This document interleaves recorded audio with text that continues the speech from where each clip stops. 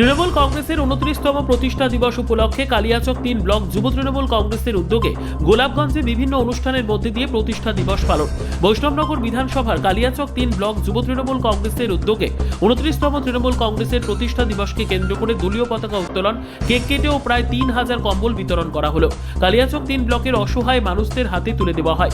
উপস্থিত ছিলেন মালদা জেলা পরিষদের সভাধিপতি লিপিকা বর্মন ঘোষ। এছাড়া উপস্থিত ছিলেন কালিয়াচক 3 ব্লক যুব তৃণমূল কংগ্রেসের ব্লক সভাপতি সহদেব মণ্ডল, কালিয়াচক 3 পঞ্চায়েত সমিতির পূর্ত কর্মাধ্যক্ষ হযরত শেখ, বনভূমি কর্মাধ্যক্ষ সুজিত ঘোষ, জনস্বাস্থ্য কর্মাধ্যক্ষ রজিত আলম, পঞ্চায়েত সমিতির সদস্য মোতাহার হোসেন, গোলাপগঞ্জ গ্রাম পঞ্চায়েতের প্রাক্তন প্রধান জিয়াউদ্দিন শেখ সহ 14টি অঞ্চলের আগত যুব তৃণমূল কংগ্রেস কর্মীরা।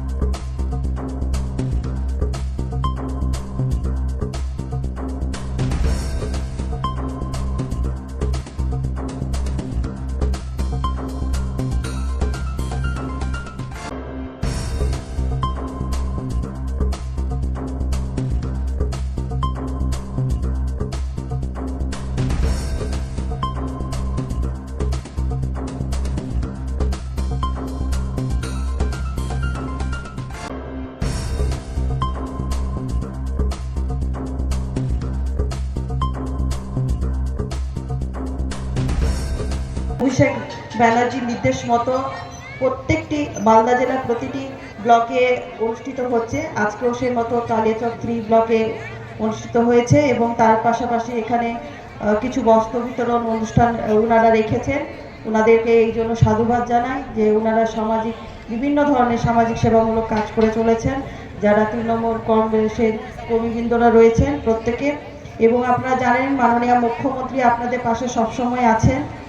যেমন জন্মালে শিশু সাথী, মারা গেলে সমবাতি আমাদের হযরতদা সুবিস্তারিতভাবে আপনাদের জানিয়েছেন এবং পূর্ববর্তী বক্তারাও জানিয়েছেন। এবং এই সুবিধাগুলি শুধু যে তৃণমূল কংগ্রেসের কর্মীবৃন্দরাই পেয়ে থাকেন তা নয়, প্রত্যেকেই কিন্তু এই সুবিধা উপভোগ করে থাকেন।